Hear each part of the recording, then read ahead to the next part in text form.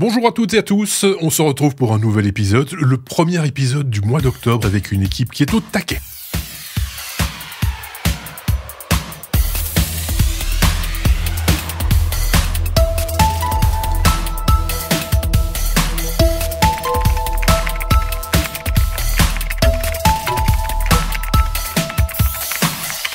Et cette semaine, le gros de l'équipe. Merci. Merci.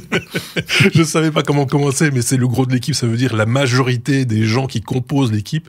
Les voici, les voilà. D'un côté, nous avons Thierry en direct de Suisse. Bonjour Thierry. Bonjour. Nous avons Aurélien en direct de France. Bonjour Salut. Aurélien. Salut. Salut. J'ai pas fini ma phrase, dis déjà salut. Nous avons les deux Sébastien. Ça va être long. Dont un rapide en France qui se laisse pousser la barbe, voilà, c'est comme ça, et un autre barbu également, mais de Belgique. Salut Sébastien. Salut. I'm happy. Comme chaque fois, on a beaucoup de sujets à vous proposer, beaucoup d'infos, des petites anecdotes par-ci par-là. Ça va prendre à peu près 1 heure. Hein. En général, on essaye de rester dans les 60 minutes, mais ça peut être un tout petit peu plus long. Restez avec nous. On commence avec Thierry. Exactement. Thierry, puisque tu es en Suisse, Thierry, on va parler de la Suisse. La Suisse qui se lance dans la guerre des drones. C'est vrai que c'est un petit peu, malheureusement, j'ai envie de dire, à la mode en ce moment. On a compris, avec ce qui se passe en Ukraine, que le drone est devenu une arme relativement efficace, c'est le moins qu'on puisse dire. Et la Suisse n'est pas en reste, manifestement. Et tu voulais nous en parler. Oui, exactement, parce qu'en fait... au-delà des gags qui peuvent courir sur Internet, merci Marc d'avoir partagé cette succulente séquence vidéo des deux Vincent. Voilà, il faut parler de ça, il faut expliquer de quoi il s'agit parce que c'est l'émission 52 minutes en Suisse sur la télévision suisse. Ils font des parodies de l'actualité et qui se moquent de notre commande de drone qui date de 2014. Donc on a payé aux Israéliens un drone qui ne supporte pas le givre, qui ne peut pas être totalement autonome puisqu'il faut une antenne relais dans un hélico ou un avion, donc vous imaginez la complexité du truc. Il peut pas voler dans certaines conditions météorologiques et enfin bref, c'est un peu à l'image de la Suisse comme pour l'achat des avions américains. On s'aperçoit que il y a pas tout qui est prévu et puis le prix définitif n'arrête pas de changer. En marge de ça, eh bien l'armée suisse, Arma Suisse pour être plus précis, prend vraiment au sérieux justement la menace des drones. L'actualité nous a montré que c'est assez compliqué de les identifier, de les repérer, mais aussi de les neutraliser. Et j'ai eu envie de partager cette news avec vous, enfin ces news avec vous, puisque dans le cas précis, j'ai vu un reportage où en fait la Suisse est équipée de drones dans 2 versions. Alors ne me demandez pas le nom des drones parce que c'est du matériel qui a même vu le jour ici en Suisse. Ça c'est le côté un peu fou. La patrie helvétique du drone n'est pas d'hier. Hein. C'est une vérité depuis pas mal de dizaines d'années avec les chercheurs de l'EPFL. Un de ces drones ressemble à une petite fusée, un peu comme celle de Tintin et Milou, les aventures sur la Lune, etc. Sauf qu'elle n'est pas blanche et rouge. Et ce drone qui décolle donc comme une fusée est équipé d'un filet. Il est non seulement capable d'identifier le rayonnement ou la réception des ondes qui permettent au drone soit de se repérer, soit d'être piloté à distance. Et dans les 2 versions qui existent, il y en a une qui lance un filet et l'autre qui explose tout simplement au contact du drone. Donc c'est la fameuse gamme de drones kamikazes, mais de défense. Mais dans les catégories que veulent justement viser Arma Suisse, on a les drones d'attaque, les fameux kamikazes, les munitions, je vais y arriver, rôdeuses. Je connaissais pas ce terme. C'est des petits drones bon marché. L'Ukraine a montré son savoir-faire, mais la Suisse n'est pas en reste, mais pas pour faire la guerre, mais simplement imaginer se défendre au cas où. Donc c'est des petits drones équipés d'explosifs, pilotés ou semi-autonomes. On a ces nouvelles générations où l'autonomie est accrue. On a pu aussi voir des choses où on peut prédéfinir la cible. Il y a presque de l'intelligence artificielle à bord.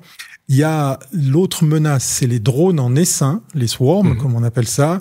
C'est la fonction de coordination de groupe pour maximiser l'efficacité. Ça permet, du côté de l'attaquant, de faire une saturation des défenses sol-air, puisqu'effectivement, il faut tirer dessus, il faut se défendre. Mais encore une fois, c'est pas si facile à faire parce que on a pu voir avec l'actualité que même les radars, les principaux aéroports, et c'est arrivé chez nous, ça arrive un peu partout. Un des pays les plus proches, ça a été effectivement l'Allemagne, mais la Suisse s'est pas vantée tout de suite de dire que on a vu passer des trucs pas très très clairs en matière d'objets volants presque identifiés. Voilà. Et puis autrement, il y a les fameuses plateformes porteuses, donc les drones transporteurs de drones. Oui. Ça, c'est des drones qui sont capables de transporter effectivement des essaims, ou en tout cas des dizaines de mini-drones pour pouvoir aller plus loin dans les attaques. Et puis la dernière catégorie, c'est les systèmes d'anti-drones, détection et neutralisation. On a aussi ces fameux pistolets à ondes, des pistolets à filet aussi. On a des pistolets ou des canons à filin pour carrément, comme une DCA, attaquer, enfin se défendre contre ces fameux drones.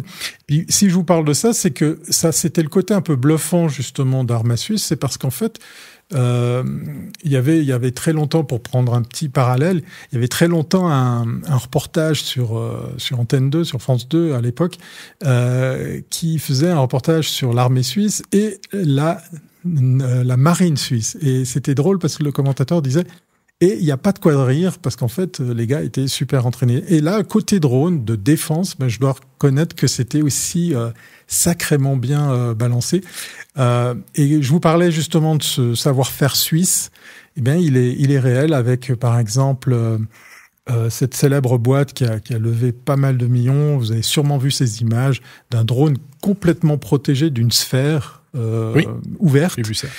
Mais qui était dédiée à l'exploration dans des lieux pas faciles d'accès, des catastrophes. Ça, et dans des pipelines aussi. J'ai vu ça récemment. On utilise ça pour explorer certains gros tuyaux, quoi. Voilà, il est capable de voler dans n'importe quelle condition, et puis il s'en fout un petit peu du décor puisqu'il est protégé. Et c'est ce type de drone, on va aussi le trouver du côté des armées, puisque on peut le faire voler à basse altitude, quitte à même rouler sur le sol pour passer encore plus en dessous du il radar. est caréné, quoi, donc il peut prendre des chocs. Une protection. Donc on parle quand même d'un investissement de plus de 20 millions de francs qui est prévu. Alors ça me fait tousser parce que l'armée suisse dernièrement devait dépenser de l'argent parce qu'ils en avaient trop. Mais en même temps, on a le problème de ces avions américains qui, c'est pas le top en fait. Dans le cas précis, on a acheté un avion qui est surdimensionné, et je regrette justement de l'offre que nous avait fait la France avec la suite des Mirages. J'ai jamais Rafale. Rafale ou Mirage, je sais pas dans quel ordre ça va. Et on est un petit peu embêté. Mais on prend très au sérieux, effectivement, la reprise de la réflexion de la défense, puisqu'en fait, c'est un petit peu notre savoir-faire. Si vous venez en Suisse, n'hésitez pas à visiter des forts creusés dans la montagne. La Suisse est un fort bon client pour tout ce qui est armement, puisque le prix n'est jamais fixé. Oui. Les Américains ont bien compris ça avec la F-35. On fixera le prix une fois qu'on vous aura livré, ou même avant. Et c'est comme ça que vous vous retrouvez avec des coûts qui explosent. C'est ça aussi un petit peu pour la blague. Vous n'êtes pas à la fête pour l'instant en Suisse, il faut le reconnaître. Non. Et puis notre armée fait sourire. Il y a aussi un autre phénomène qui pousse à réfléchir. Je vous parlais justement de ces abris anti-atomiques. Dans les constructions, on est tous obligés d'avoir de quoi s'abriter dans nos caves, dans des bâtiments super bien équipés. Puis on est allé jusqu'à creuser des choses dans nos montagnes pour carrément mettre des hôpitaux, des immenses infrastructures. Et certains de ces bunkers, pour les appeler un peu comme ça, mais qui sont pour certains énormes, ont été vendus. J'ai un très bon exemple, si vous êtes fan de YouTubers, notre ami le grand JD, alias le youtubeur suisse, eh bien, il vit pas, mais il produit la plupart de ses contenus dans un bunker qu'il a acheté. Voilà. Ok. Moi, j'avais vu un boucher qui faisait reposer des salaisons dans un ancien bunker de l'armée, mais là, c'était un bunker en plus ancien. Donc, on peut recycler aussi quand on en a plus besoin, mais là, c'était pas le but. Est-ce que l'un d'entre vous, mes petits camarades, ont une question, une remarque, une réflexion à faire par rapport à cette histoire de drone, pas très drôle en fait, mais qu'on tire un peu à la rigolade parce que il y a quand même un petit côté cocasse dans l'histoire. Je ne sais pas qui veut s'exprimer. À doigt levé.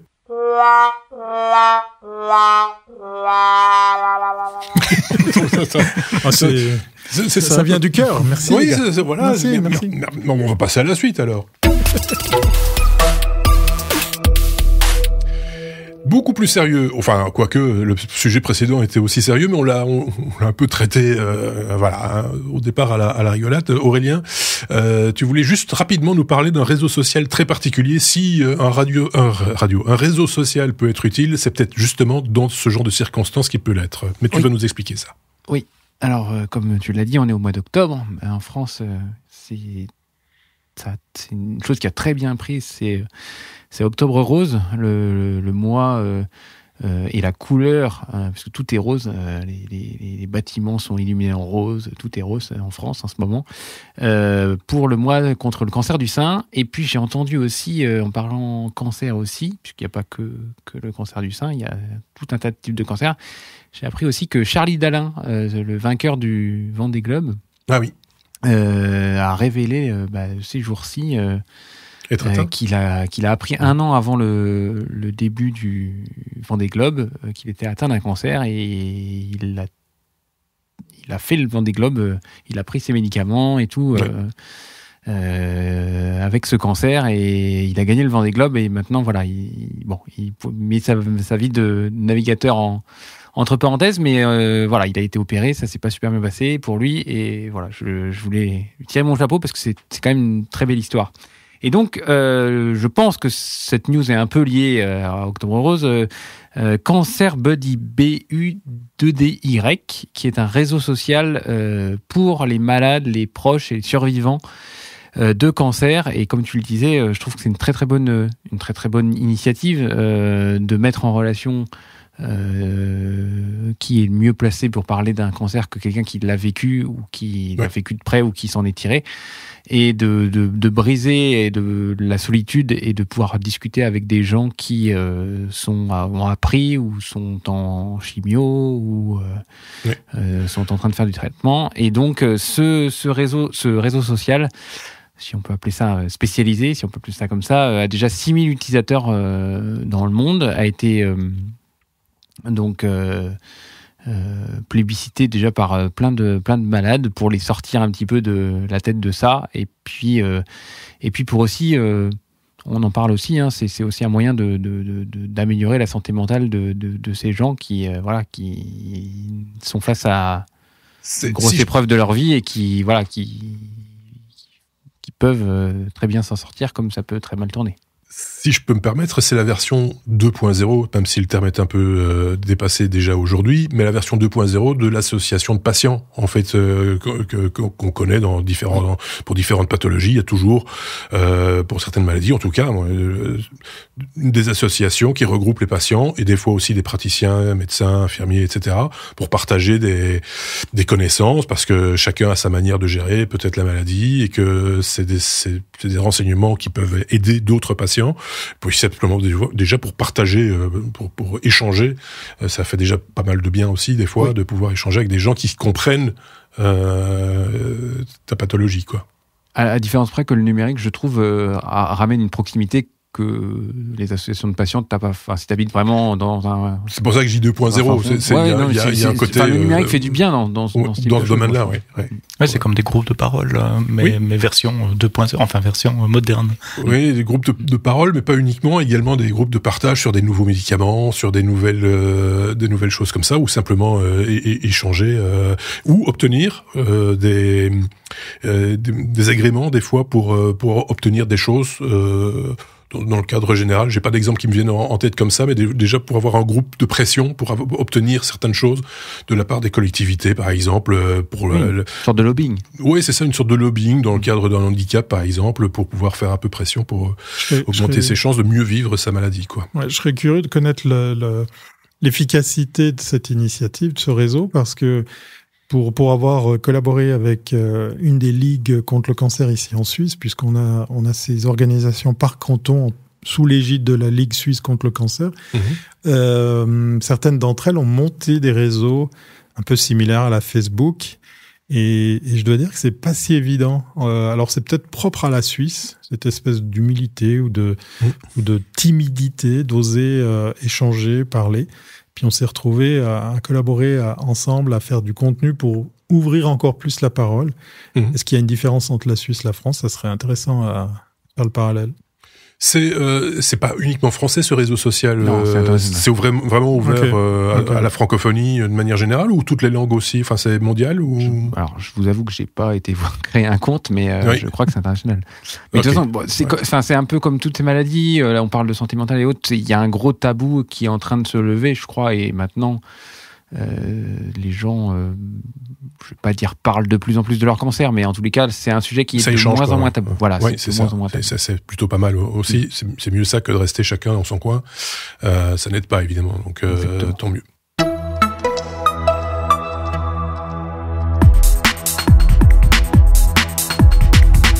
Allez, c'est au tour de Sébastien, l'un des deux Sébastien. Vous allez deviner lequel est le barbu, comme tous les Sébastiens d'ailleurs maintenant, hein, c'est comme ça. On va parler des GAFAM qui retardent leurs innovations en Europe, et on se demande bien pourquoi. Quelle drôle d'idée. Le début de l'épisode était très sérieux avec le cancer, avec l'armée, et je crois pas que je vais aider à rendre ça plus joyeux, parce que je vais parler de régulation européenne. En fait, j'écoutais un podcast il y a 2 semaines, parce qu'en plus de produire des podcasts, j'en écoute énormément aussi. C'était un podcast de geeks, des gens qui adorent l'open source et qui tapent sur tout ce qui n'est pas open source. Et là, ils tapaient sur Apple qui retardait l'apparition sur le marché européen d'une fonctionnalité des nouveaux AirPods 3 et d'iOS 26 qui permet de la traduction simultanée. Donc si on a des AirPods dans les oreilles, qu'on parle à quelqu'un qui parle chinois, on va l'entendre dans sa langue à soi. Et ils avaient dit c'est à cause du RGPD. Et j'ai beau être geek, j'ai mon petit cœur de juriste a fait un bond. Mais non, ça n'a rien à voir avec le RGPD. C'est à cause du Digital Market Act, le DM Act. Et je me suis dit ça c'est un bon sujet pour les technos. C'est peut-être remettre un peu au carré ces 3 actes qui régissent un peu notre vie depuis des années, le RGPD, le Digital Market Act et l'AI Act. Je sais que j'ai déjà parlé de l'AI Act, on a déjà parlé du RGPD, mais voilà, je voulais faire ce que je fais assez souvent, essayer de faire un truc un peu pédagogique sur c'est quoi, comment ça m'impacte et pourquoi Apple, Google, Instagram, Meta tape dessus à longueur de journée. On y va ? Alors, le contexte. Oui. Il y a le papa, le vieux papa, c'est le RGPD. Il a 7 ans, il va vers ses 8 ans l'année prochaine, 2018, il a été créé. Le but du RGPD, c'est protéger nos données personnelles. Quand on va sur un site web, il y a évidemment cette foutue bannière de consent pour les cookies, mais j'en parlerai après. Mais l'idée du RGPD, c'est de dire, voilà, si des gens collectent mes données personnelles, ils doivent m'en informer. Je dois pouvoir accéder à ces données personnelles. Je dois pouvoir les rectifier. Je dois être certain qu'ils vont pas aller les donner à quelqu'un d'autre. C'était essentiellement créé après le scandale, si vous vous souvenez, de Cambridge Analytica, de Facebook. Donc c'était à l'époque où il y avait des apps sur Facebook qui pompaient vos données. Et derrière ces apps, il y avait une société d'analyse, Cambridge Analytica, qui faisait des études de marché extrêmement précises, extrêmement ciblées sur qui on était, ce qu'on aimait, au service de campagnes politiques. Et c'est comme ça qu'il y a eu des campagnes politiques aux États-Unis ou même le Brexit en Angleterre, qui ont été largement influencés par ces contenus-là. Donc RGPD, ça a inspiré le monde entier, hein, c'est né en Europe. La Californie a voté une loi similaire, le Brésil également. Mais donc, c'est la collecte des données personnelles. Le deuxième, qui est beaucoup plus récent, dont on a parlé aussi dans les technos, c'est 2024, donc c'est l'année passée, c'est le Digital Market Act. Ça, c'est un peu le shérif dans le Far West numérique. Le but du Digital Market Act, c'est pas protéger nos données, c'est rééquilibrer la concurrence, parce que l'Union européenne disait, il y a des grands acteurs, et je vais les citer, mais c'est WhatsApp, c'est Apple, etc., qui sont tellement grands sur leur marché qu'ils ont quasiment le pouvoir de décider de telle technologie va vivre ou va mourir, ou l'utilisateur peut faire ça ou peut pas faire ça parce que je l'interdis de le faire. Et donc, il y avait une perception de concurrence déloyale de ces grandes plateformes, parce que les plus petits ont du mal à rentrer dans ces marchés-là.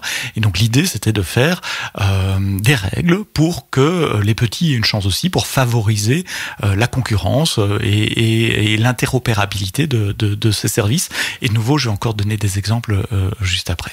Et puis le troisième, celui qui est arrivé tout jeune cette année, 2025, c'est le AI Act, la régulation de l'IA, en disant on peut pas faire n'importe quoi avec l'IA. Je vais en parler un peu moins dans cette chronique-là parce qu'il n'est pas encore adopté. Il sera adopté qu'à partir de 2026 et encore progressivement. Mais l'idée, et j'en avais déjà parlé, c'était à haut niveau. Globalement, ils définissent 2 ou 3 catégories pour les applications d'IA en fonction du niveau de risque. Risque minimal à risque très élevé. Si c'est de l'IA pour recommander des vêtements ou des armes dans un jeu vidéo, il y a quasiment pas de contraintes. Le risque est extrêmement faible. Si c'est de l'IA pour faire des recommandations sur le domaine de la santé, comme Aurélien vient d'en parler, de l'éducation, de la sécurité publique, comme reconnaître des gens dans la rue pour décider si ce sont des terroristes potentiels ou pas, là il y a un risque de dérive vrai, et donc il y a des contraintes beaucoup plus fortes auprès des fournisseurs de ces technologies, sur la manière dont les IA sont entraînées, sur la documentation, sur comment ils attaquent les biais, etc. Donc c'est encadrer l'usage, créer un cadre de confiance avant que le marché soit saturé de plein de solutions. Alors, quelles sont les contraintes pour les entreprises ? Eh bien, d'abord, c'est toutes les entreprises, donc même des entreprises étrangères, si elles veulent opérer, vendre des services ou des biens sur l'Union européenne, elles doivent s'appliquer des lois de l'Union européenne. Mais le niveau d'obligation change. Le RGPD, c'est vraiment toutes les entreprises, et c'est pas facile pour des plus petites entreprises.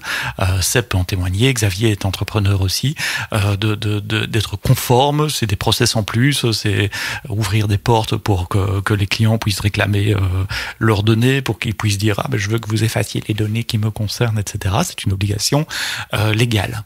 Sur le Digital Market Act, c'est uniquement des très grosses sociétés. Dans la loi, on les appelle des gatekeepers, des portes d'accès. Donc, les critères de l'Union européenne, j'ai été les rechercher aujourd'hui, c'est assez amusant. C'est uniquement pour les sociétés qui font plus de 7,5 milliards d'euros pendant les 3 derniers exercices au sein de l'Union européenne, donc pas au niveau mondial, ou une capitalisation boursière de plus de 75 milliards de dollars. Elle doit fournir des services cœur, comme des app stores, des moteurs de recherche, des systèmes d'exploitation, des services de messagerie, des plateformes de publicité, des services de cloud. Et elles doivent avoir un volume d'utilisateurs, et ça c'est important, de plus de 45 millions de clients au sein de l'Union européenne. La cible se resserre. Alors, évidemment, si je vous dis ces critères-là, directement vous faites la liste. Oui, c'est et qui c'est ? Tadam !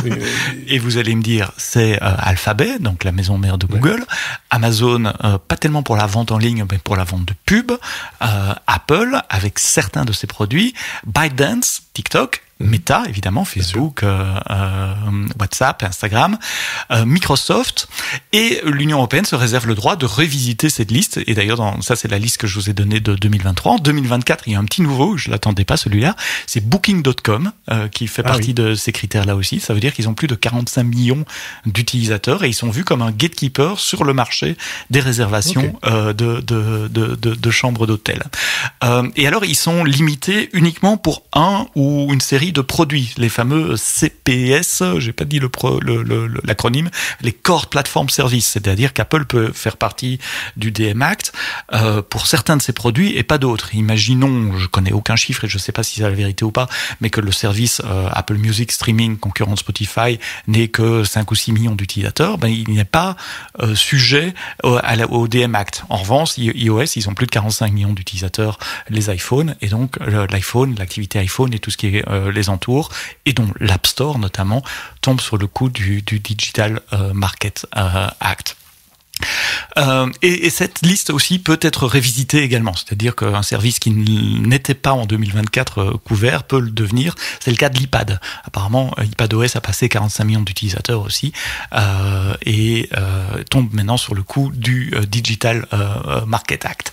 Les contraintes sont énormes. RGPD, c'est jusqu'à 4% du chiffre d'affaires mondial d'amende en cas de non-respect. Pour le Digital Market Act, la contrainte, c'est d'ouvrir les écosystèmes. C'est-à-dire, et c'est le premier effet qu'on a vu, Apple a été obligé d'ouvrir du sideloading, donc la possibilité d'avoir des App Store alternatifs. On a parlé des milliers de fois dans les technos, avec Epic, etc.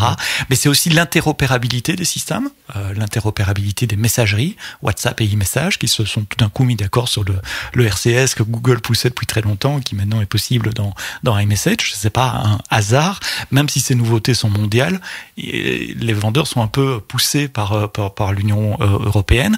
Et de façon générale, éviter que la position dominante, même si elle a été acquise par les lois du marché, d'un produit ne favorise un autre produit. Et c'est exactement ça qui est arrivé avec les AirPods et la traduction automatique.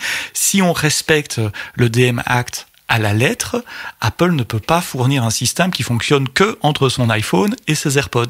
Il doit fournir une API, un système pour que d'autres vendeurs d'écouteurs puissent rentrer dans le système aussi. Et là, c'est là qu'Apple dit, c'est pas possible. Nous, ça marche parce qu'on a une intégration poussée software, hardware. Il faudrait des développements complémentaires, etc. Alors en plus, ils mettent le cœur sur la main, ils disent, et en plus, on a tout fait pour la sécurité de nos utilisateurs. On n'a pas d'argent. Aller donner ouvrir nos API à d'autres, etc., etc. Et donc, Apple prend une position un peu défensive pour le moment, c'est dire, on ne le fait pas, le temps de voir et que nos juristes analysent le DMA Act et voir si cette fonctionnalité-là va tomber sous le coup de la loi ou pas. Et donc ils sont plutôt prudents en disant on sort pas en Europe, ou en tout cas tant qu'on est pas sûr. Google fait aussi, il y avait un article dans Le Monde de cette semaine qui dit on va ralentir l'arrivée de certains services autour de l'IA en Europe à cause de ça. Alors en Europe, et j'ai bien dit en Europe, parce qu'il y a eu aussi des news, et je crois que c'est toi Aurélien qui l'a partagé, et vous la retrouverez dans la newsletter bientôt, sur Google qui ralentit l'arrivée de la recherche IA en France, mais en France il y a encore une couche en plus, ça n'a rien à voir avec le DMA Act, ce sont les accords qu'a Google avec la presse française, et sur la manière de mettre en avant les articles qui ont été pompés sur des sites de la presse. C'est totalement différent en Suisse avec l'arrivée de ces outils. Et donc ça n'a rien à voir. Donc les GAFAM d'un côté, ils disent, on veut la jouer safe, on va analyser d'abord la loi avant de voir si on sort, et ça retarde certaines arrivées de produits. Je vous ai fait une petite liste, je la trouve plus. Oui, j'ai parlé de la traduction avec les AirPods. Chez Apple, il y a l'iPhone mirroring aussi, le fait de pouvoir voir l'écran de son iPhone sur un Mac. Là aussi, ça marche que entre un Mac et un iPhone, et donc sous le coup du DMA, il faudrait l'ouvrir à d'autres, aux téléphones Android par exemple. Certaines capacités d'Apple Intelligence, vous vous souvenez au début, on n'avait pas les assistants d'écriture dans macOS, il a fallu quelques mois après les États-Unis pour les avoir. Qu'est-ce que j'avais repéré encore? Oui, dans les fonctions de navigation et de route préférée, il devrait ouvrir et autoriser l'interopérabilité avec d'autres systèmes de cartes, ce qu'ils ne veulent pas faire, ou ce qu'ils ne veulent pas faire, et donc ils ne mettent pas à disposition les mêmes fonctionnalités ici en Europe que aux États-Unis. Donc d'un côté, les avantages, pour nous citoyens, c'est de la transparence, c'est du choix, c'est un certain cadre juridique. Les inconvénients, je crois que je les ai bien illustrés. C'est un accès parfois moins rapide à certaines nouveautés. J'ai pas envie de dire des innovations, mais à certaines nouveautés, et peut-être un risque de fracture technologique qui va s'étendre un peu entre l'Europe et le reste du monde. Pour les plus petites entreprises, le poids de ces contraintes aussi, faire des audits pour voir si on est conforme à ceci, cela. Alors le DMA Act, ça concerne pas les PME, mais le RGPD, et c'est du travail, et une contrainte en plus, en tout cas pour les entrepreneurs. Donc c'est un peu cet équilibre entre un continent et un système de valeurs où on veut protéger les citoyens, les consommateurs que nous sommes, et puis des entreprises à taille mondiale souvent qui veulent innover vite, et pas nécessairement faire au mieux pour les consommateurs. Elles voient leur point de vue évidemment, donc c'est cette balance entre la confiance et la vitesse. Alors question ouverte, vous répondez dans les commentaires. Est-ce que vous voulez être les premiers avec les nouvelles technologies ou est-ce que vous voulez être protégé par le cadre réglementaire? Question qu'on peut poser déjà par exemple à l'autre Sébastien. Je suis sûr qu'il a une opinion sur ce sujet. Le connaissant, Sébastien. Ah.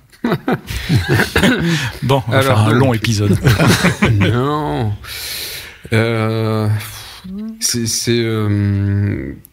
difficile. Sébastien disait effectivement, ça porte pas mal de contraintes aux sociétés européennes. Et je pense que sur papier, l'Europe essaye de faire des choses qui sont globalement positives, défendre nos valeurs. Mais dans la pratique, le but n'est pas réellement atteint. Et donc, aujourd'hui, les contraintes économiques sont vachement plus importantes que la protection qu'on a réellement réussi à en tirer.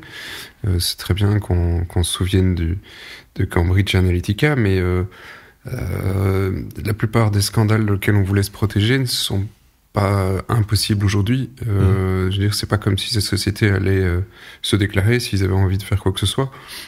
Et on a tellement tordu, on a essayé de formaliser quelque chose qui était tellement compliqué que c'est devenu très tordu. Et aujourd'hui, fondamentalement, tout le monde sait ce que c'est le consentement, mais il y a des traitements qui sont faits sur base de l'intérêt légitime. La plupart des GAFA sont partis sur de l'intérêt légitime. Et ça, la presse en a jamais parlé parce que la plupart des journalistes comprennent pas trop la différence. Ils se disent, c'est un consentement, ça doit être éclairé, machin. Non, la loi prévoyait ça, prévoyait le contrat, prévoyait encore d'autres trucs. Et finalement, je trouve que ça a vachement compliqué l'écosystème pour les boîtes européennes. Le DM Act, je regardais effectivement, ça oblige à ouvrir. Mais en fait, pas vraiment. Si tu prends WhatsApp, ça les oblige à ouvrir à d'autres messageries. Mais il n'y a pas d'autres messageries européennes. Il y a un signal qui va dire « je vais me connecter », mais il n'y a rien qui se connecte. Donc l'Europe les oblige à s'interconnecter à des systèmes qui n'existent pas. Ouais. Ça me donne l'opportunité de vous dire qu'il faut rester à écouter cet épisode puisqu'on va parler justement de tout ça dans une des chroniques que je vous ai concoctées. Désolé pour cette pause pub. Voilà. Non, tu fais bien, Thierry. Et donc, ouvrir, si on veut vraiment défendre nos valeurs, il faut ouvrir pour des intégrations avec des API, avec plein d'autres choses et pas juste dire, ok, tu vas connecter à un autre concurrent. Il n'y a pas de concurrent. Ou aider à créer un concurrent. Donc il y a une bonne volonté, mais ça part d'un bon sentiment, mais ça laisse une image un peu. On peut rester perplexe par rapport à l'image que ça renvoie de l'Europe de manière générale. Les mauvaises langues aux États-Unis te diraient que l'Europe c'est un musée à ciel ouvert qui écrit des règles. Il y a le vieil adage qui dit les États-Unis innovent, la Chine copie et l'Union européenne régule. Alors c'est des clichés, mais on n'en est pas loin, quoi. Oui, c'est ça. Et la Suisse reste neutre. Pas moi. On escorte des drones en Suisse. En été. En été, par beau temps. C'est tout le problème de poser des règles, faire des règlements qui valent pour tout le monde à égalité. Voilà, on n'est pas égaux, justement. C'est ça le problème. C'est ça qui coince aussi. Vaste sujet, et à mon avis, on en reparlera parce que un DM Act ou AI Act, un autre acte derrière, ça viendra certainement. Il y a plein de gens qui ont du temps à perdre dans les bureaux européens pour pondre quelque chose pour demain, qui partira aussi sans doute d'un bon sentiment, mais qui mettra peut-être des bâtons dans les roues des uns et des autres, quoi. Tu en auras certainement un d'ici 1 an ou 2 sur les robots. Oui, par exemple. Robot Act. Il y a le Sister Act aussi. Sister Act.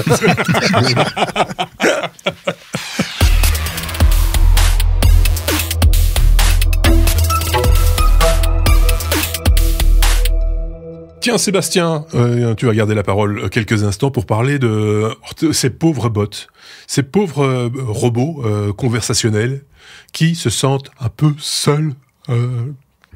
Oui, alors je suis un peu tombé de ma chaise, je cherchais ma petite chronique pour et puis je vois ce titre, je me dis enfin non, allez, 1er avril. Non, pas de 1er avril. C'est exceptionnel, il y a des bots je t'explique après, des bots qui volontairement essayent de vous garder sur leur interface.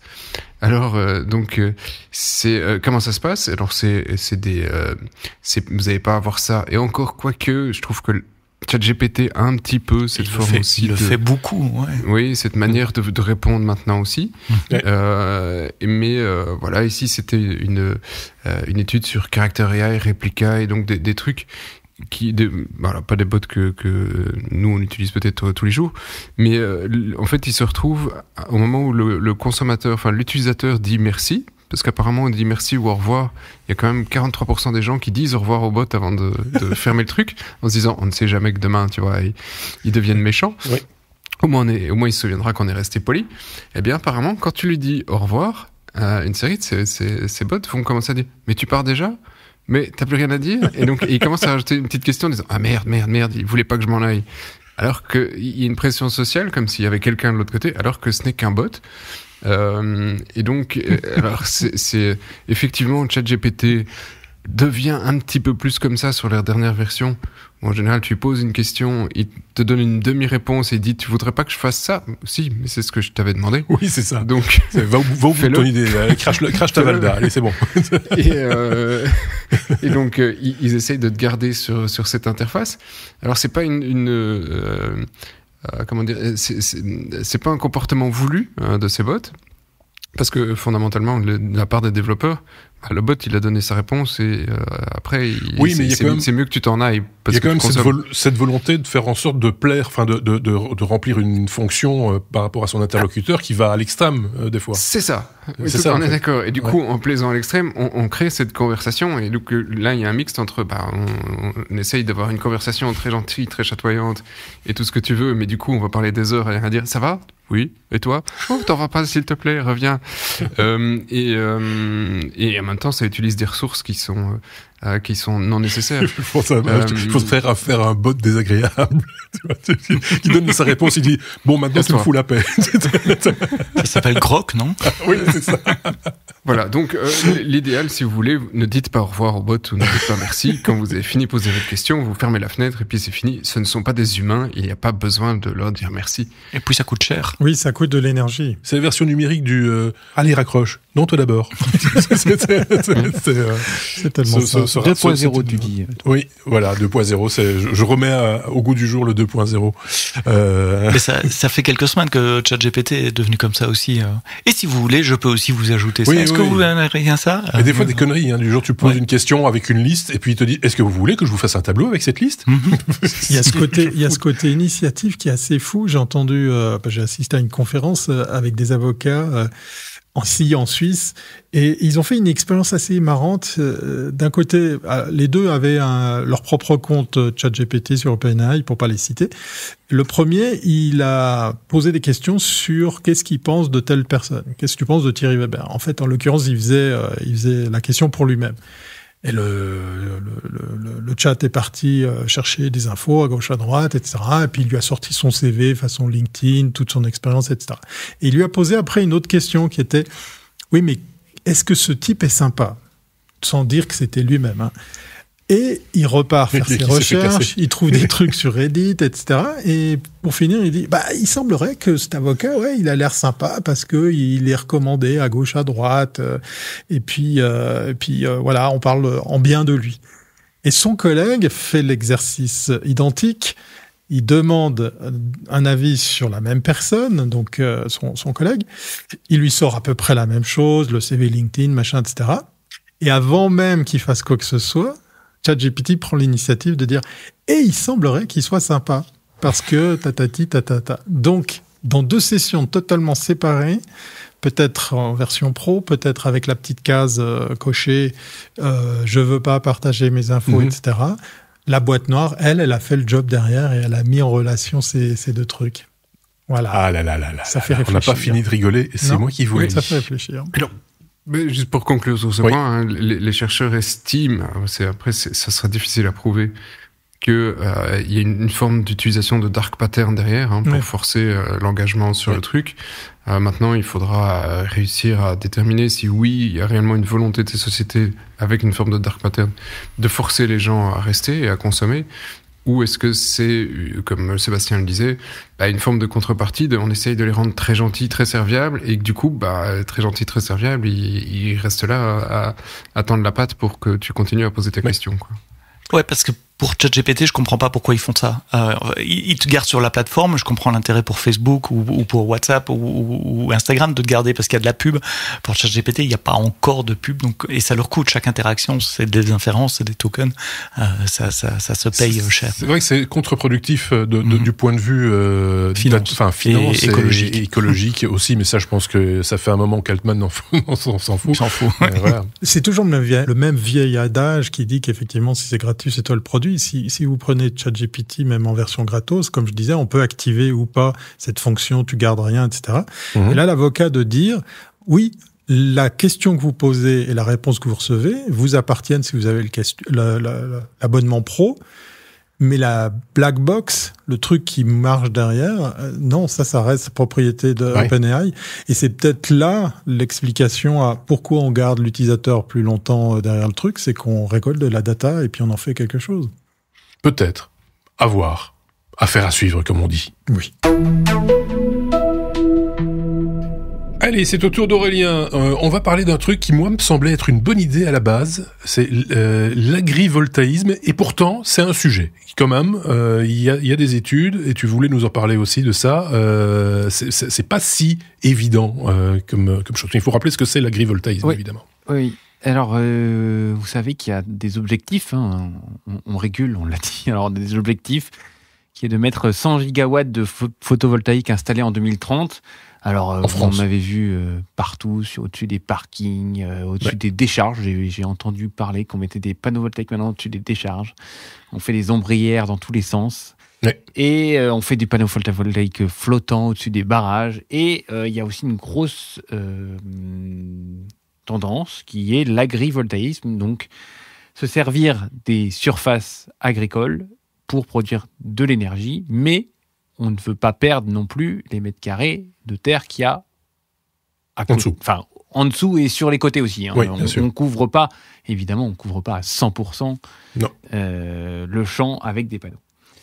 Le but c'est de faire de l'électricité décarbonée et selon la revue Nature, si on couvre 1% des terres agricoles mondiales, 1%, c'est pas beaucoup, on couvre la demande mondiale. Vous imaginez, c'est quand même...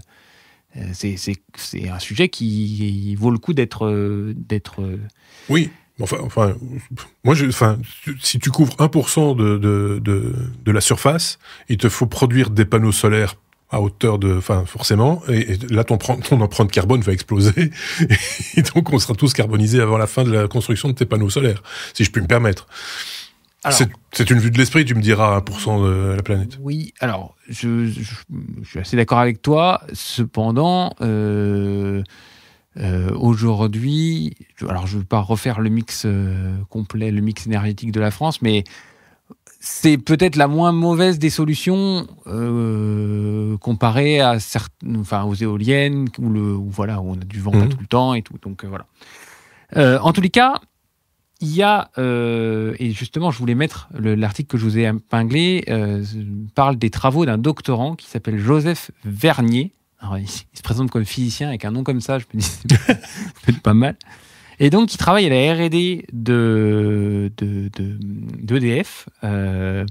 Et donc, on imagine que ces panneaux, ils sont mis à, 1 mètre du sol, par exemple, légèrement inclinés pour être, capter le soleil quand il passe au sud.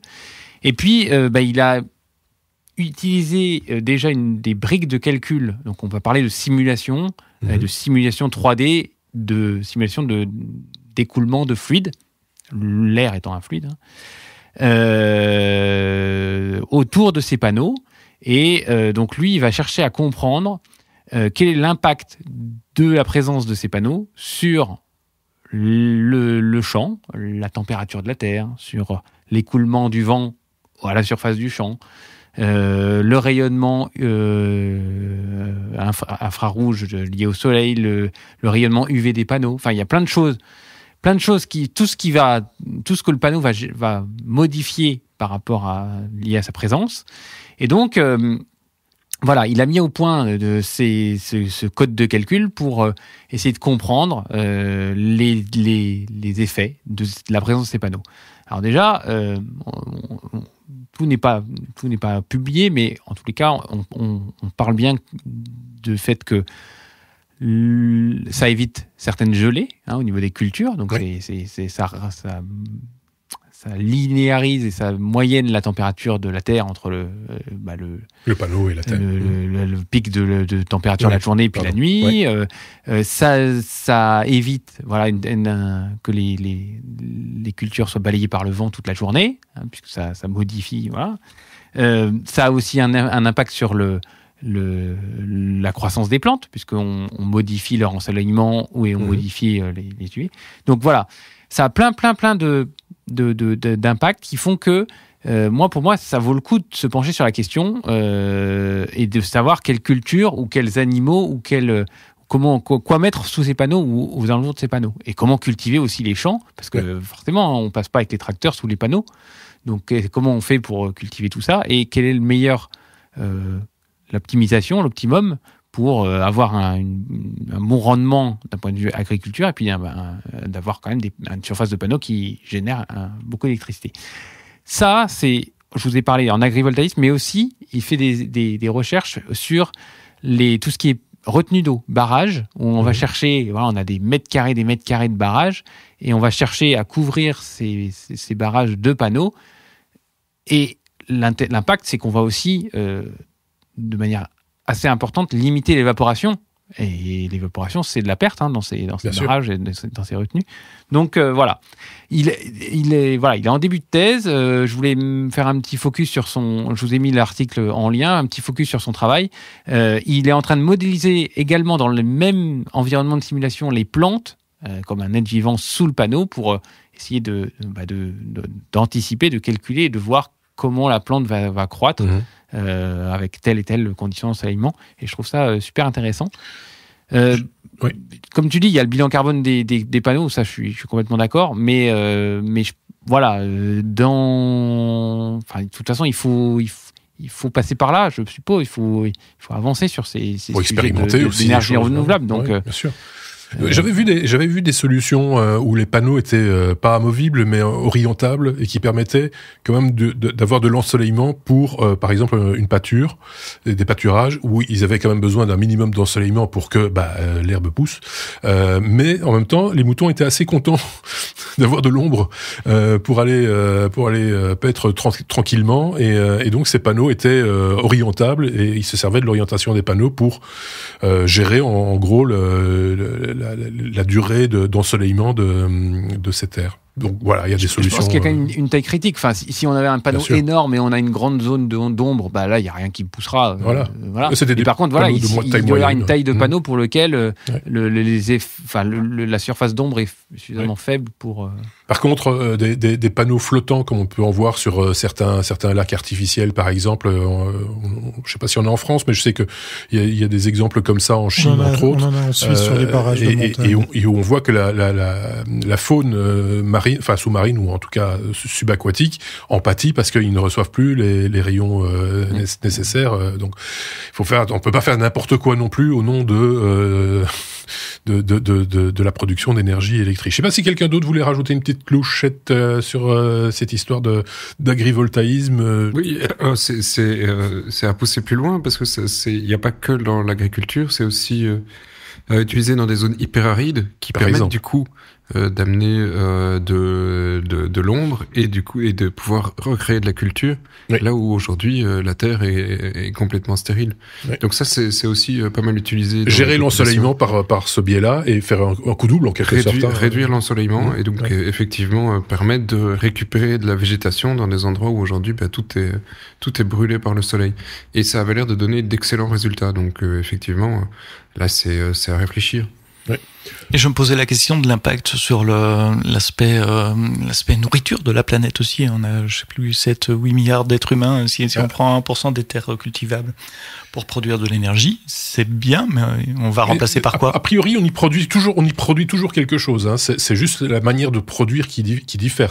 C'est pas juste parce que sinon on les poserait au sol et ce serait réglé. Voilà. Non. L'idée c'est quand même d'avoir une circulation et de voilà. Après, on va pas cultiver n'importe quoi non plus sous des panneaux solaires, mais j'imagine qu'il y a des cas où ça se présente correctement, comme des pâturages ou certaines plantes ou que sais-je qui ont besoin de moins d'ensoleillement, mais quand même de chaleur. Oui, par exemple. Voilà. Tu prends des framboises ou des groseilles, si elles sont en plein soleil, elles sont brûlées. Donc t'es content d'avoir un peu d'ombre. Donc voilà, donc c'est analysé, et ce genre d'études, comme tu le disais Aurélien, ça a tout son sens et ça fait avancer, ça va faire un petit peu avancer l'histoire. Je le rappelle, tu l'as dit déjà, mais qu'on partage avec vous tous les liens, toutes les sources des sujets dont on vous parle dans les technos sont systématiquement partagés dans les notes de podcast que vous retrouvez en notes de podcast sur votre application de podcast habituelle ou sur notre site lestechnos.be.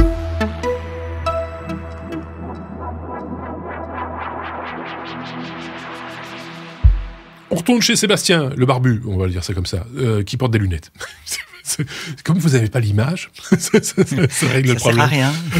Juste une petite info, l'Australie veut interdire, non pas celui de Claude Sébastien des lunettes aussi maintenant.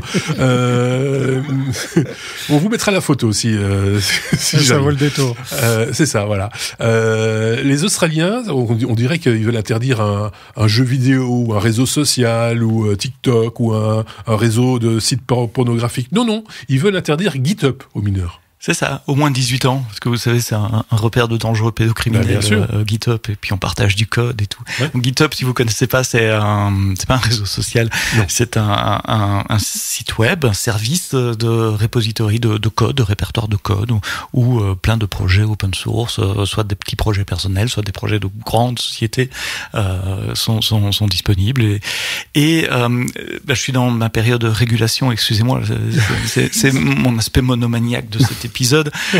L'autorité australienne, cette fois-ci de régulation, veut limiter l'accès à certains réseaux sociaux pour les mineurs, les moins de 18 ans, un peu comme partout dans le monde. Et donc, ils ont fait une liste, d'un côté des critères et de l'autre côté des sociétés ou des services qui sont à risque. Et dans cette liste, on retrouve Meta avec Facebook, Instagram, WhatsApp, Snap, TikTok, YouTube, X. Il y en a que je connais pas. Roblox, j'ai jamais entendu parler. Peut-être local. C'est peut-être local. Alors il y a des trucs en streaming aussi, Kik, Stream, Twitch, Lego Play. J'étais étonné de voir Lego Play. En fait, c'est toute une série de services dont le rôle principal ou majoritaire, c'est de favoriser les échanges sociaux, les interactions sociales entre un ou plusieurs utilisateurs. J'ai la liste devant moi. C'est d'utiliser les utilisateurs, de faire des connexions personnelles avec d'autres personnes, de poster des matériels, des images, du texte sur le service, ou de hoster du matériel qui est accessible par d'autres. Et il se trouve que GitHub répond à ces 4 critères-là. Et donc, ils ont été inclus dans la liste. Effectivement, c'est un endroit où on peut échanger avec d'autres personnes, on peut suivre une autre personne, comme on suit quelqu'un sur Facebook, on peut poster du matériel, oui, du code source ou des images, on peut hoster un site web sur GitHub.io. Et donc, ils étaient repris dans la liste et ils ont été demandés de se justifier auprès des autorités personnelles, ce qui a fait la risée d'Internet avec les mèmes, les blagues, etc. en disant attention, GitHub, un grand méchant réseau social contre vos enfants. Voilà, c'était une petite info plus pour sourire et très courte. J'espère qu'ils n'ont pas censuré Cancer Buddy dont on parlait plus tôt avec Aurélien. Ce serait là aussi contre-productif. Et je vous annonce officiellement qu'on est passé dans la catégorie des vieux cons, parce que pas savoir ce que c'est Roblox. Merci, t'as fait ta recherche. Voilà. Non, moi je le savais, je suis désolé, je le savais. Ah, toi tu savais. J'y ai joué. C'est quoi Roblox alors? C'est une plateforme de jeu, et on peut même, un peu à l'image de certaines plateformes de jeu, gagner de l'argent en proposant par exemple. C'est pour ça que tu as joué, forcément. Voilà, je reste un Suisse. Suis-je bête? Je reste un Suisse. Il y a de l'argent à gagner, c'est normal à ce moment-là qu'ils connaissent. C'est voilà. En tout cas, c'est bizarre. Mais merci d'avoir épinglé cette news, Sébastien. Et c'est le moment de passer la parole à l'autre Sébastien pour parler de sa marotte, son petit plaisir à lui de nous parler de Linux. Et chaque fois, Sébastien, que tu nous parles de Linux, c'est la révolution. Tout va changer. Comme tu te moques. Si, mais c'est chaque fois, c'est souvent. Et alors, c'est mignon, hein, mais voilà, ça devient un acteur majeur de l'informatique. Oui, il faut faire un peu de marketing aussi. Hein. Oui, si toi tu ne l'en fais pas, qui en fera? C'est ça. Bah oui, on peut compter sur soi-même. Alors, le retour de la petite bête qui monte. Pourquoi? Parce que c'est magique. Non, parce que c'est le meilleur système, parce que ça ne plante pas, c'est libre. Parce que tout fonctionne, parce que c'est le meilleur choix possible. Non.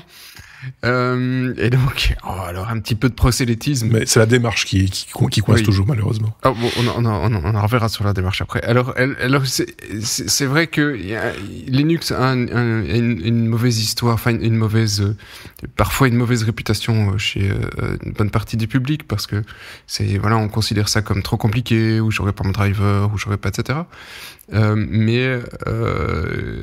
Il y a un historique et il y a beaucoup de trolls, et aujourd'hui, effectivement, franchement, les outils sont hyper simples. Il y a plein d'outils sur toutes les plateformes pour créer des clés USB, pour démarrer, etc. Mais par contre, la réputation, elle est un peu dure. Mais peut-être que les astres s'alignent. Pourquoi? Alors, Microsoft, et c'est d'une certaine manière, ce sera probablement grâce à Microsoft.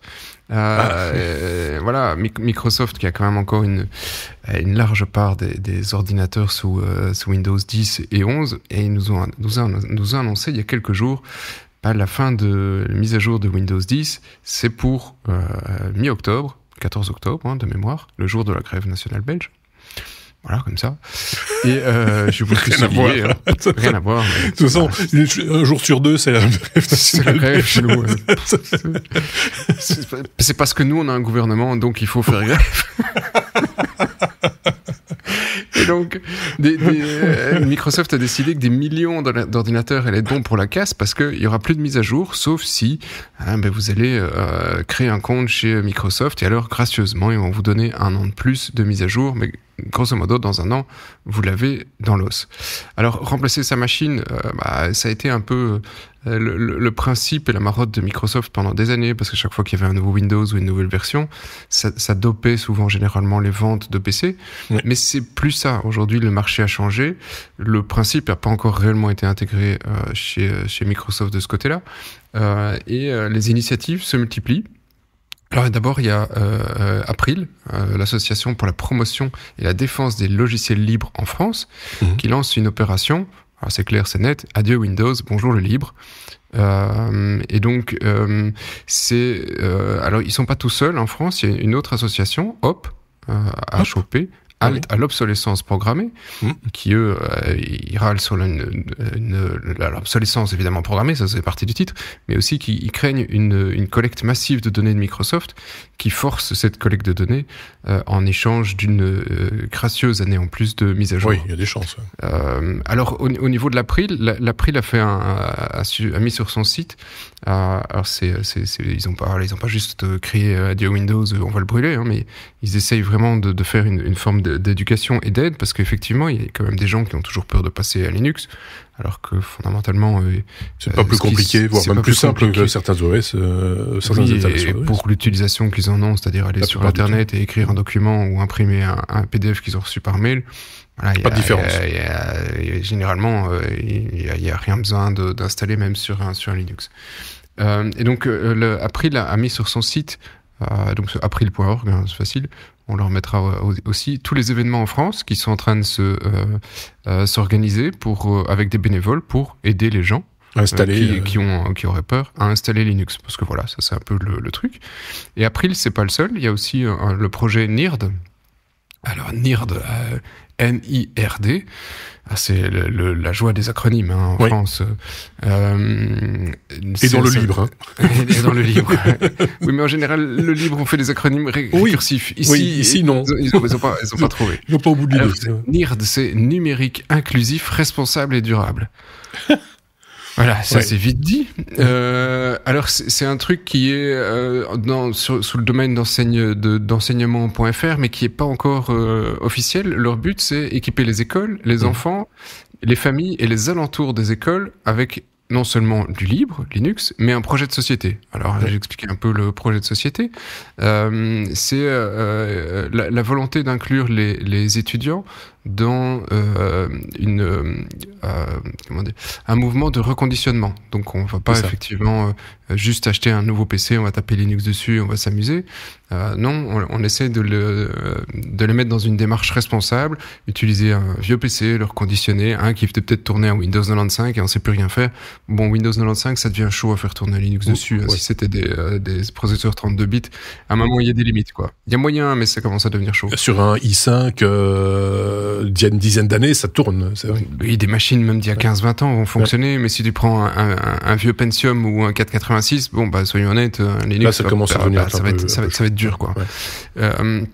Mais il y a énormément de machines qui tournent encore parfaitement sous Linux et qui ont encore moyen d'en avoir un usage normal. Ça dépend de ce qu'on lui demande de faire aussi. Hein. Si tu installes un Linux et que tu dis je vais faire du son, de l'image, de la photo, c'est peut-être pas pour toi. C'est peut-être pas là, quoi. Voilà. Mais peut-être. Soyons honnêtes, c'est peut-être pas pour toi parce que généralement là c'est les éditeurs qui ont pas suivi. Oui. Et donc s'il y a pas les éditeurs, si t'as pas toutes les suites d'Adobe et compagnie, bah tu pourras pas faire ce que tu veux. Donc là tu vas te tourner sur un Mac ou sur un Windows. T'auras quand même pas toujours le choix. Mais ça correspond pas à 99% de la population qui va sur Internet et qui paye ses impôts gentiment et qui surfe un peu le soir. Alors le projet NIRT, c'est un petit peu plus je vais pas dire un peu plus strict, un peu plus fermé pour parler de libre, c'est assez drôle, mais c'est que eux ils veulent pas faire la promotion de toute distribution. Après, ils voulaient pouvoir avoir installé des Fedora, des Ubuntu, tout ce que vous voulez. NIRD, c'est plutôt mode éducatif. Et là, ils ont fait un choix de distribution, c'est Primtux. Et alors, ils font des formations, ils définissent un responsable NIRD dans les écoles. Et puis ensuite, c'est à lui de faire le relais dans l'école pour passer l'école, etc., etc. Donc allez voir, là on mettra aussi le lien sur le truc. Alors c'est plutôt réservé aujourd'hui, c'est plutôt un mouvement d'écoles françaises. Il y en a une douzaine, mais il n'y en a pas encore énormément, parce que 12 écoles sur tout le territoire français, c'est pas encore. Oui, c'est pas énorme. Mais en plus de ça, j'ajouterais encore une petite couche de problématique, c'est que tu subis aussi les choix du ministère de l'Éducation, comme dans tous les pays. Hein, c'est pareil en Belgique, je pense, qui choisissent des solutions des fois, par exemple Microsoft pour faire certaines tâches, et que si l'école veut pouvoir communiquer avec ses applications, ils sont obligés d'être sur du Windows, et que donc du coup ils vont pas panacher, on va dire, et avoir un environnement un peu éclectique avec d'un côté du Linux et de l'autre côté du Windows, et ça on peut le comprendre aussi, ne serait-ce que pour des questions de maintenance ou autre, quoi. Oui, mais ça va dépendre des écoles en Belgique et des réseaux. Alors, en Belgique, on a plusieurs réseaux libres et officiels. Dans le réseau officiel, en secondaire, à ce que je sache, jusqu'à récemment, c'était tout le monde a un iPad. Voilà, vous avez un iPad pour faire tous vos cours jusqu'à la fin de l'année et suivre comme ça, vous êtes tous à égalité. Réseau libre, rien de tout ça. Et donc là, ça dépend un peu des écoles, mais dans l'école visitée par mes enfants, là ils sont tous sur des Raspberry. D'accord. Donc là, le Raspberry a quand même fait son boulot et il est arrivé jusque dans certaines écoles. Et je promets que j'y suis innocent. Et ce qui est bien, c'est que ça apprend la patience aux jeunes. C'est moins portable aussi. Non, parce qu'ils ont des ateliers le midi où ils font de la robotique, ils font plein de trucs. Honnêtement, je suis bluffé de jusqu'où vont certaines écoles avec les moyens qu'ils ont pour ce genre de cours. Alors maintenant, tu as des packaging pour le Raspberry qui sont proches de la tablette aussi maintenant, hein, des facteurs avant où on peut brancher son Raspberry à l'arrière d'un écran et t'as comme une petite tablette. Et donc on apprend une forme d'ouverture aux enfants. Et moi, je trouve ça top qu'ils puissent s'ouvrir. Alors il y a encore alors là j'ai pris 2 initiatives parce qu'elles viennent de faire des annonces, mais il y en a dans le monde entier en fait. Il y en a pas qu'en France, il y en a dans le monde entier. Et il y en a une un peu plus internationale qui est endof10.org. C'est la fin de 10. En gros, c'est la fin de Windows 10. Oui. Et là, on y retrouve des sociétés du monde entier. Il y a des sociétés italiennes, Libre Italia, il y a Repair Café qu'on connaît chez nous. Oui. Il y a plein de sociétés sponsors ou affiliées, Fedora et plein d'autres. Et alors, dans les chiffres, ça donne quoi? Parce que réellement, Windows 10, il n'est pas encore mort. On commence à en parler un peu dans les médias, mais ça fait des mois. Ça fait un paquet de machines qui vont pas migrer vers Windows 11. Ça, on le sait déjà. Alors, c'est mon point de vue pour de mauvaises raisons. Oui, bien sûr. Quelle est la raison technique qu'ils invoquent? Alors, ils invoquent une raison sur base d'une puce pour du chiffrement, qui disent, bon voilà, si elle est pas là, Secure boot. Nous, on en a besoin, quoi. Et, Oui. Mais c'est un choix que j'ai honnêtement pas super compris, parce que Microsoft a imposé le TPMP 2.0, alors qu'en fait, c'est quand même encore assez récent. Il y a des machines, dont la machine sur laquelle je vous parle, c'est un Super NUC haut de gamme d'il y a 3-4 ans. Ouais. Et c'est mort, il est pas compatible, alors que honnêtement, c'est une machine qui est hyper puissante, tu peux jouer à tous les jeux que tu veux dessus. Ouais. Bon, c'est sous Linux. Mais je vais revenir justement. Qu'il est mauvais. Et donc les résultats... une quatrième fois. Mais c'est pas Encore vrai. un petit coup. On m'attaque. Et donc, au niveau des résultats, Linux, on était plutôt autour de 1-2% de part de marché. Il y a quelques mois, on était autour de 3,12% de part de marché, dans un certain stade. Maintenant, on tourne autour de 4%. Et sur le marché US, on a déjà passé les 5%. Sur le client, parce que sur le serveur, on est plus proche des 100%, il faut bien le dire. Tout à fait. Là, on parle en desktop. En desktop. Okay. En serveur, on a déjà gagné la guerre. Notre peuple vaincra. Et Mais on retrouvera ce podcast dans 5 ans et vous verrez qu'on sera à 20-25%. Mauvaise langue. Et ça ici, c'est sans même compter les machines sous Chrome OS. Oui. Donc si on compte du Chrome OS, alors là, on explose tout, quoi. Pour les jeux, alors c'est vrai qu'il y a quelques années, c'était pas encore la top folie, mais DirectX en tête, c'était plutôt du Windows only pour la plupart. Mais Steam a quand même vachement changé la donne aujourd'hui avec sa console, avec tous les outils qui ont été développés sous Linux. Et on a même déjà eu, je ne sortirai pas le cocorico, mais pour certains jeux, des perfs qui sont supérieurs sous Linux, sur la même machine, on s'entend, que sous Windows. Donc, je pense qu'aujourd'hui, un hardcore gamer, tu lui parles de Linux, il va pas non plus tomber des nues. C'est pas impossible, quoi. Bon, ça reste toujours intéressant de savoir que ça progresse. Donc, rendez-vous dans 6 mois, non? Comment on fait? Mais dans un mois, je referai un sujet sous Linux. On sera à 3,7% taux de pénétration du marché. Non, on est passé au-dessus de 5 aux États-Unis. Ah, au-dessus de 5. Aux États-Unis, ouais, mais aux États-Unis, ils font ce qu'ils veulent. On a 4-4 ailleurs. Ok, on passe à la suite.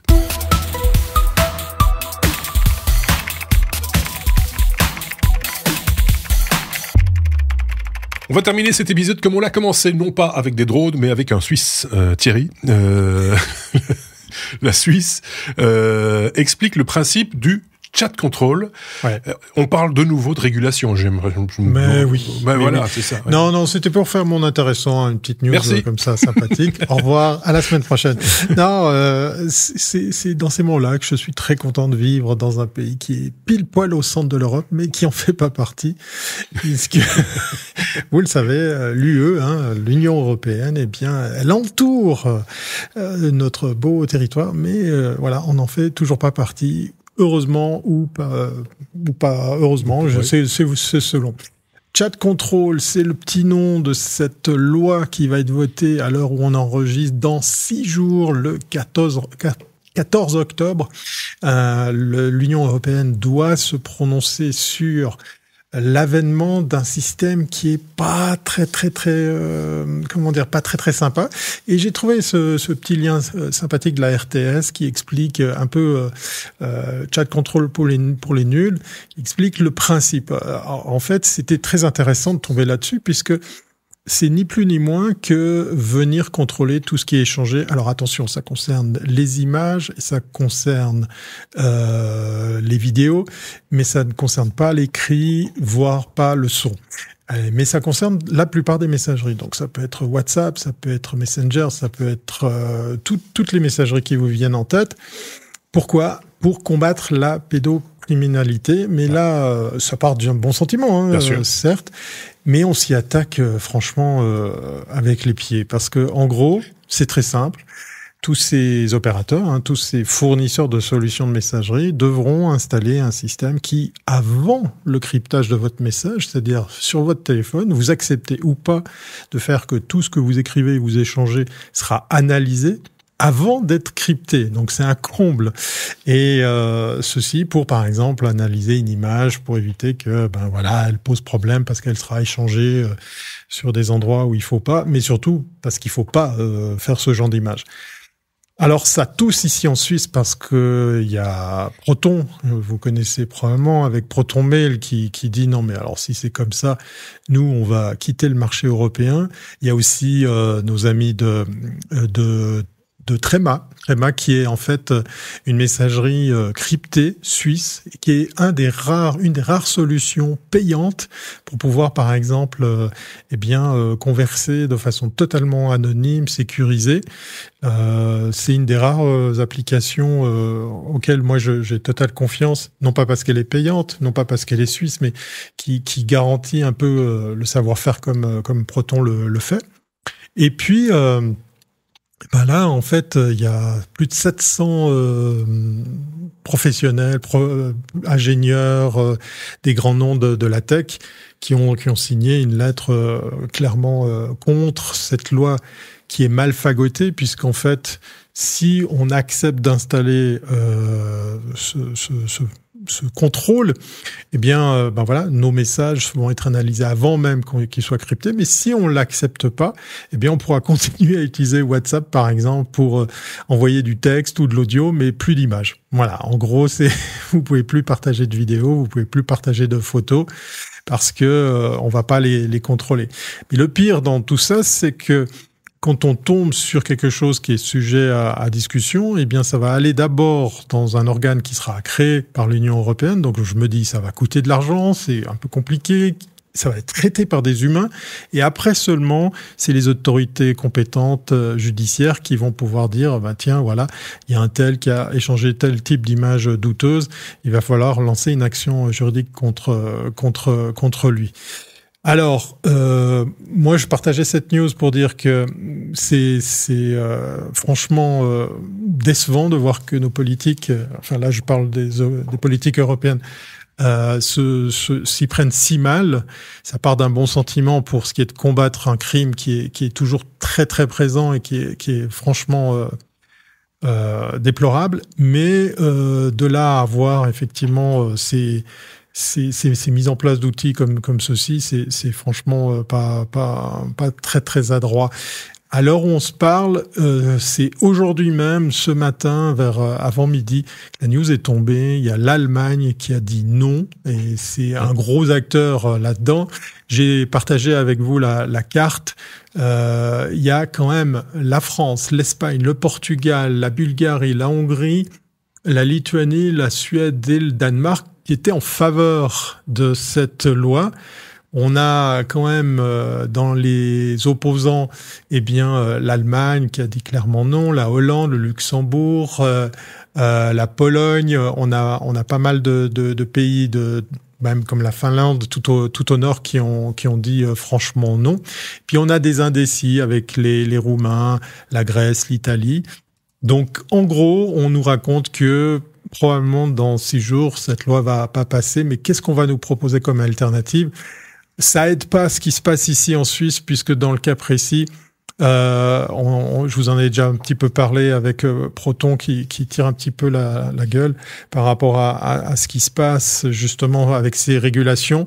Et puis là, Proton comme nos amis de Trema ont menacé effectivement de quitter le territoire européen pour l'exploitation de ces solutions qui sont très très très prisées. Ah. On sort pas de chiffres, mais clairement Trema est très successful et très utilisé. Encore une fois, c'est pas parce que c'est payant, peut-être parce que c'est suisse, mais ils ont le même sérieux qu'on peut trouver chez Proton. Alors, Proton qui quittait déjà la Suisse parce qu'il y avait de nouveaux règlements liés justement à l'encryptage. Alors nous, on n'est pas aidé avec ce qui se passe ici aussi. Alors si en plus de ça, il quitte la Suisse pour aller en Europe, et si maintenant il quitte l'Europe, ils vont bientôt se retrouver aux États-Unis et on va tous se désabonner. Et dans un mois, il quitte le monde. Oui, peut-être aussi. On va aller offrir nos services sur Mars. Par exemple. Et uniquement. Voilà, par exemple. Ceci dit, avant ce lever de bouclier-là, il y avait une autre proposition technique qui était envisagée, qui était de faire des backdoors dans les protocoles d'encryption. C'est-à-dire que des autorités puissent légalement demander d'avoir une porte dérobée, pour parler français, pour pouvoir casser le code et donc et donc ça donnerait l'impression qu'on est sécurisé quand on communique, en sachant que les autorités peuvent aller décoder ce qu'elles veulent derrière. Je préfère, et de loin, un scan local sur le client avant de chiffrer, plutôt qu'une backdoor qui va être cassée par un mauvais acteur de toute façon. Une backdoor, c'est de la sécurité secrète, il y a quelqu'un qui va la trouver et qui va en profiter sans le dire à tout le monde. Ouais. Les téléphones aujourd'hui ont suffisamment de puissance pour faire de l'analyse d'images avec de l'IA en local, sans envoyer les données dans le cloud. Donc, scanner mes images en privé avant de les envoyer, de les chiffrer, pourquoi pas, si ça reste en local. Il y a pas mal d'ingénieurs qui ont quand même démonté vite fait, parce que pour certains cas, le changement d'1 ou 2 pixels suffisent à passer outre ces filtrages. Il y a plein d'alternatives pour y arriver. Donc, on n'est pas forcément sorti de l'auberge. Et puis, à cela s'ajoute quand même une problématique, moi, qui m'interpelle et qui me gêne. C'est que c'est, avant le judiciaire, un organisme qui risque d'être une société privée. Et vous êtes pas sans savoir que très souvent, un sous-traitant a un sous-traitant et ainsi de suite, jusqu'à plus savoir qui fait quoi. Avant que l'arme judiciaire se mette en route, avant qu'il y ait délit dénoncé, je suis pas sûr que ça soit là aussi une bonne solution. Est-ce qu'il y a une bonne solution ne répondez pas tout de suite. Sébastien, on va conclure tout doucement, mais Sébastien voulait rajouter. La loi belge, je pense, est pas trop mal là-dessus. En Belgique, c'est effectivement, tu dois pouvoir mettre quelqu'un sur écoute, mais ça doit être uniquement sur du judiciaire et sur des périodes définies. Il n'est pas question de t'écouter 24/24. C'est OK, là on pense qu'il y a un souci, un juge d'instruction va donner un accord, et pas 24/24 une surveillance de masse. Une surveillance de masse, je serais très mal à l'aise également. Parce que très vite, ça va être confié à des boîtes privées qui vont. Ils vont passer avec des voitures pour te mettre des PV parce que tu t'es mal. Ah non, c'est pas ça. Non, c'est pas tout à fait le même genre, mais pas loin. Ok, bon merci pour cette chronique finale, Thierry.